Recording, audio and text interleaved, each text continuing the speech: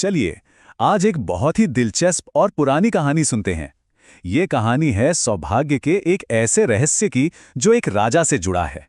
एक ऐसा राजा जिसके पास सब कुछ था, लेकिन फिर भी उसके दिल में एक सवाल था, एक उलझन थी। तो सवाल यही उठता है कि महानता आती कहाँ से है? क्या ये बस किस्मत का खेल है, या इसके पीछे कुछ गहरा, कुछ ऐसा है जो हमारी नजरों से छिपा हुआ है? ये कहानी हमें इसी सवाल के जवाब के बहुत करीब ले जाएगी। तो बात है बृहत्कल्प की, और हमारी कहानी के जो नायक हैं वो है राजा धर्ममूर्ति। एक ऐसे शासक जिनका जीवन एकदम परफेक्ट लगता था। शक्ति, सम्मान, दौलत, प्यार, ऐसी कोई चीज नहीं थी जो उनके पास ना हो। मतलब वो कोई ऐसे वैसे राजा नहीं थे।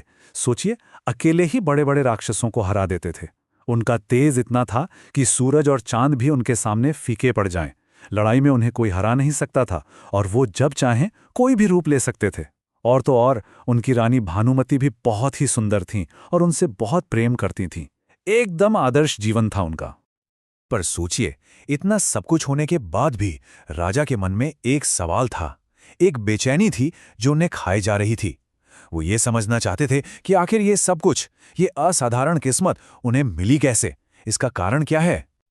और फिर एक दिन उन्होंने अपने कुलगुरु महर्षि वशिष्ठ से आखिरकार पूछ ही लिया। उन्होंने कहा, हे भगवान, मुझे ये बताइए कि मेरे इस शानदार भाग्य और मेरे शरीर में जो ये हमेशा एक चमक, एक ऊर्जा रहती है, इसका राज क्या है? मैंने ऐसा कौन सा पुण्य किया था? और यही सवाल इस पूरी कहानी का दिल है। अब यहाँ कहानी में एक बड़ा ही मजेदार मोड़ आता है। ऋषि वशिष्ठ का जवाब वो नहीं था जिसकी राजा को उम्मीद थी। ऋषि ने राजा के किसी पुराने पराक्रम की कहानी नहीं सुनाई, बल्कि उन्होंने बात शुरू की एक धर्मपरायण वेश्या से, जिसका नाम था लीलावती। हुआ ये कि लीलावती ने पुष्कर तीर्थ में एक बहुत बड़ा, बहुत ही बड़ा दान करने का सोचा।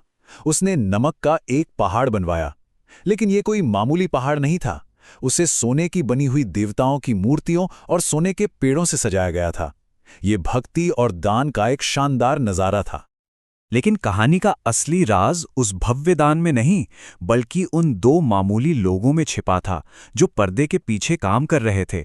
एक गरीब सुनार जिसका नाम था शुद्ध, और उसकी पत्नी। तो उस नमक के पहाड़ पर जो देवताओं की सोने की मूर्तियां लगनी थीं, उन्हें शुद्ध नाम के इसी सुनार ने बनाया था। और उसने इसे सिर्फ एक काम की तरह नहीं किया, बल्कि पूरी श्रद्धा, पूरी भक्ति से बनाया, मानो वो कोई पूजा कर रहा हो। इसीलिए उसने इस काम के लिए कोई भी मजदूरी लेने से साफ मना कर दिया। और वो इस निस्वार्थ काम में अकेले नहीं थे। उनकी पत्नी ने भी ठीक उतनी ही लगन और भक्ति से उन सोने के पेड़ों को चमकाने का काम किया। दोनों ने मिलकर बिना किसी स्वार्थ के, बिना किसी लाभ की इच्छा के उस अनुष्ठान को सफल बनाया। तो अब ऋषि वशिष्ठ कहानी को वापस राजा धर्ममूर्ति पर लाते हैं, और अब वो राज खुलने वाला है जो उस सुनार के अतीत को राजा के वर्तमान से जोड़ देगा। ये वो पल है जहां सारी गुत्थियां सुलझ जाती हैं। ऋषि ने राजा से कहा, राजन, वो जो साधारण सा सुनार था ना, शुद्ध, वो कोई और नहीं बल्कि आप ही हैं। आपका ही पुनर्जन्म राजा धर्ममूर्ति के रूप में हुआ है। राजा की सारी शक्ति, उनका सारा तेज, उनकी अजेयता, ये सब उस एक निस्वार्थ कर्म का फल था जो उन्होंने एक सुनार के रूप में किया था। तो देखिए कर्म का चक्र कैसे पूरा हुआ। शुद्ध, जिसने पूरी तरह से निस्वार्थ होकर मूर्तियां बनाई, वो अगले जन्म में राजा धर्ममूर्ति बने। और उनकी पत्नी, जिसने उसी शुद्ध भाव से सोने के पेड़ों को चमकाया, वो रानी भानुमति के रूप में जन्मी। उनके पिछले जन्म के पवित्र इरादों ने ही उनके इस जन्म की शानदार नींव रखी थी। अब सोचिए, अपने पिछले जन्म का ये राज जानकर राजा धर्ममूर्ति को कैसा लगा होगा। वो पूरी तरह हैरान थे, लेकिन ये जानकारी सिर्फ हैरान होने के लिए नहीं थी। इसने उन्हें एक नया रास्ता दिखाया, एक नया मकसद दिया। इस ज्ञान से प्रेरणा लेकर राजा धर्ममूर्ति ने भी वही किया जो लीलावती ने किया था, लेकिन और भी बड़े पैमाने पर।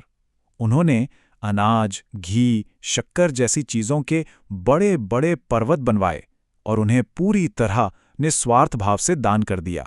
उनके इस पुण्य कर्म से देवता इतने प्रसन्न हुए कि उन्होंने उन पर फूलों की वर्षा की, और अंत में राजा को मोक्ष की प्राप्ति हुई।